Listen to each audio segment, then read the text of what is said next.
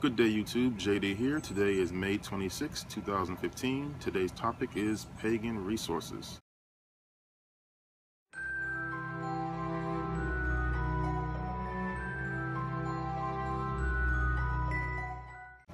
So yes, first off, I am filming this outside on my deck to get a little bit of nature going. This would be one of my first videos out here. You can kind of see a bit of the trees and things in the background. You can hear some of the birds, so it gives it a little more of a lively feeling. Today's question is a bit of a involved question. I've got my notes down here on my iPad.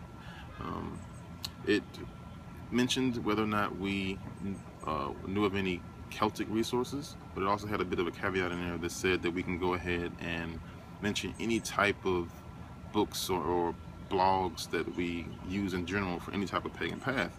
And it's kind of funny because I had been working on taking notes for a series that I want to do on my personal channel that is pretty much just that. It is a spirituality specifically for gay men, and it was designed or kind of routed together by the late great Hyperion.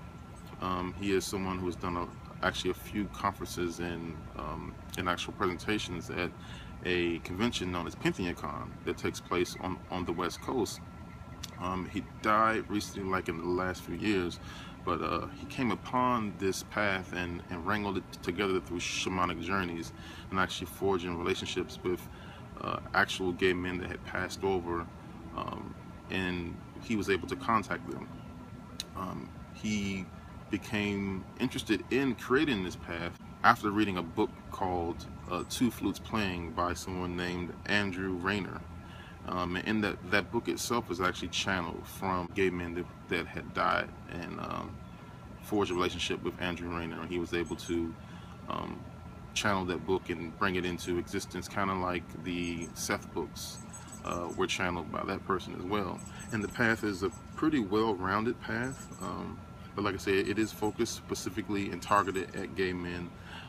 Some of the major points of the religion or of the actual magical system is magic and prophecy. Shamanism is a big part of it, of course. Energy healing and death walking. And all of these things are pretty well covered in the series of podcasts that Hyperion had placed. You can find them on the internet, namely iTunes. You can pick them up, and I'm going to post the link down there so that way you can take a look and listen to a few of the podcasts. They're about 20 minutes a piece, and they do a really good job of outlining the different techniques and how to actually go on a shamanic journey and meet these ancestors of men who love men. This is kind of the way Hyperion would describe them. The idea behind it is that each gay person's experience would be a bit different because you would be forging a relationship with a different spirit of someone that had died before. It's a pretty well-rounded system. A lot of my shamanic influence and a lot of my interest in shamanic journeys came from listening to this very podcast.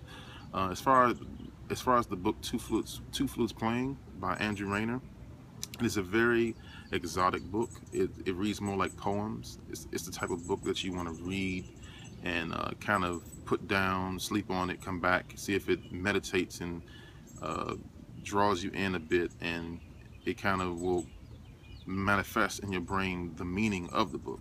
One of the major points that I want to get across is that this path is also it is called the unnamed path, but one of the biggest things in it that I think that a lot of gay people are looking for in their path is that this path sees gayness as a gift. It is considered sacred, and it's not something to be ashamed of. It's not something that you're going to find that you will be feeling weird about.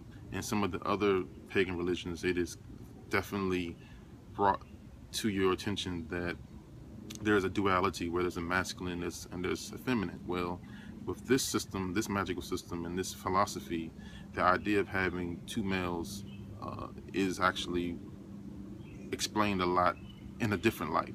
It's brought to you as a